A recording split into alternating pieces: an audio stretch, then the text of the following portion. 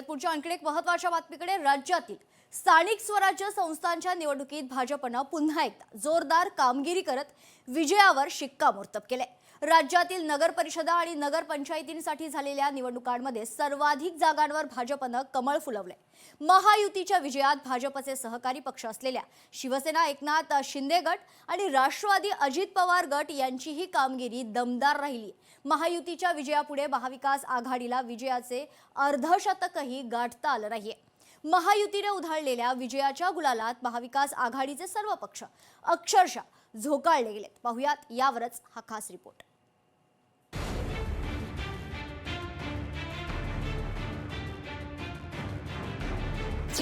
राज्यात नगर परिषदांवर महायुतीची सत्ता।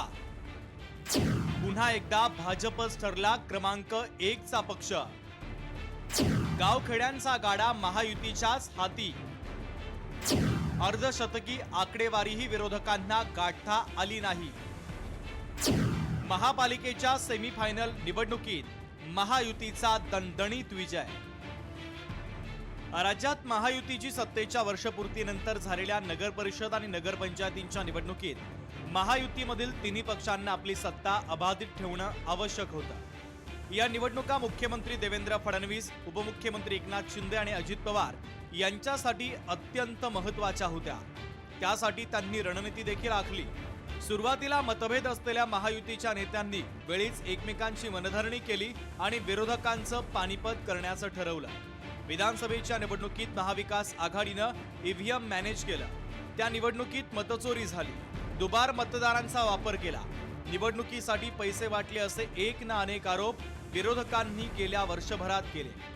विरोधकांनी निवडणूक आयोगाला देखील आरोपीच्या पिंजऱ्यात उभं केलं। तीच री ओढत स्थानिक स्वराज्य संस्थांच्या निवडणुकीत विरोधकांनी महायुतीमधील तिन्ही पक्षांवर आरोपांचा मारा केला। मात्र त्यांच्या आरोपांचा त्यांना फारसा उपयोग झाला नसल्याचं स्पष्ट झालंय। त्यांनी त्यांचा पराभव स्वतःहूनच मान्य केला। पण आजचा निकाल मात्र विदर्भामधील सर्वाधिक नगर परिषदा या काँग्रेसच्या ताब्यात दिसतील आणि महाराष्ट्रामध्ये प्रचंड पैशाचा पूर आणला गेला, सत्तेचा दुरुपयोग केला गेला। त्यामुळं भारतीय जनता पक्ष निवडणूक आयोगाच्या सहकार्यानं 1 नंबरवर राहील। महायुतीच्या नेत्यांनी ही निवडणूक प्रतिष्ठेची केली होती।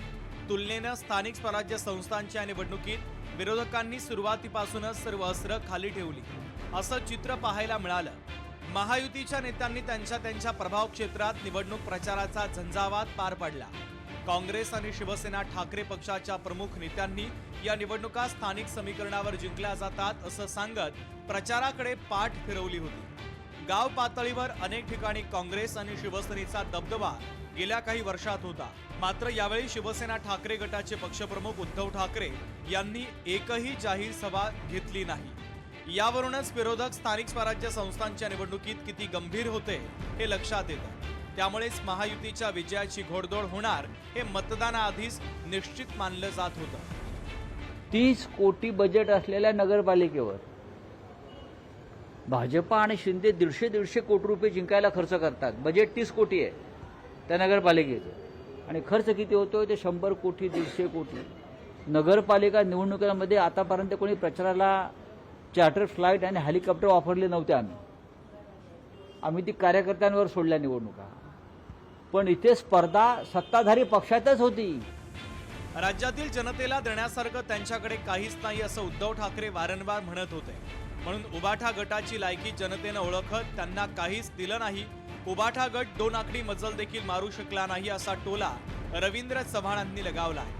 आगामी निवडणुकांमध्ये जनता भूलथापांना बळी पडणार नाही आणि मुंबईकर तर नाहीच नाही असं सांगण्यास देखील चव्हाण विसरले नाही। आदरणीय उद्धवजींनी सुद्धा असंच म्हटलं होतं की मला महाराष्ट्रातील जनतेला देण्यासारखं काहीच नाही आणि जनतेने सुद्धा ते ऐकलं आणि जनतेने तुम्ही पाहिलं असेल, मला आता निकाल पूर्ण माहीत नाही, पण मगासपर्यंत मी जेव्हा पाहिलं तर ते 2 आकडी पण पोचू शकले नाहीत। त्यामुळे महाराष्ट्रातील जनतेने त्यांना त्याच पद्धतीने मतदानाचा कौल दिला।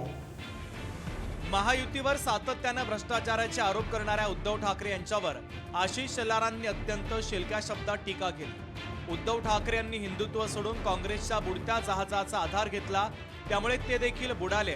आता महाविकास आघाडी सरकारचा आणखीन पराभव बाकी आहे असं सांगत आगामी महापालिका निवडणुकीत ठाकरे गट आणि काँग्रेसचा सुपडा साफ होणार असल्याचा दावा त्यांनी ट्विटच्या माध्यमातून केला। नगर परिषदेच्या निवडणुकीत महायुतीमधील पक्षांना मिळालेल्या यशानंतर हा विजय मॅनेज असल्याची टीका विरोधकांनी केली। निकालाची आकडेवारी पाहता हा निकाल विधानसभेच्या निकालाप्रमाणेच फिक्सिंग असल्याचा दावा करत राऊतांनी त्यांच्या पराभवाची सारवासारव केली। भारतीय जनता पक्षानं मशीन त्याच पद्धतीनं फिट केलं, तेच आकडे राहायला पाहिजे, आकडे तरी बदलायला पाहिजे होते। 30 कोटी बजेट असलेल्या नगरपालिकेवर भाजपा आणि शिंदे 150 कोटी रुपये जिंकायला खर्च करतात। बजेट 30 कोटी आहे त्या नगरपालिकेचं, आणि खर्च किती होतोय ते 100 कोटी 150 कोटी। ते स्पर्धा सत्ताधारी पक्षातच होती, कोण पुढे जात आहे। कार्यकर्त्यांच्या निवडणुकीत मुख्यमंत्री फडणवीसांनी प्रचंड मेहनत घेतली। राज्यात 50 पेक्षा अधिक ठिकाणी फडणवीसांनी सभाही घेतल्या। ज्या ठिकाणी जाणं शक्य नव्हतं तिथे दूरध्वनीवरून ऑनलाईन पद्धतीने मतदारांसोबत संपर्क साधला। उपमुख्यमंत्री शिंदे आणि अजित पवार यांनी देखील विरोधकांना डोकं वर काढायला मिळणार नाही अशी रणनीती आखत प्रचाराचा झंझावात केला आणि त्यामुळेच महायुतीचा विजय झाला। आपल्याला कल्पना आहे की मी यापूर्वीच भाकीत केलं होतं की एकूण जे काही नगराध्यक्ष निवडून येतील त्यापैकी 75% हे महायुतीचे निवडून येतील। तशाच प्रकारचा कौल हा महाराष्ट्राच्या जनतेने दिलेला आहे आणि विशेषतः भारतीय जनता पार्टी हाच पहिल्या क्रमांकाचा पक्ष आहे हे देखील पुन्हा एकदा या ठिकाणी अधोरेखित झालेलं आहे।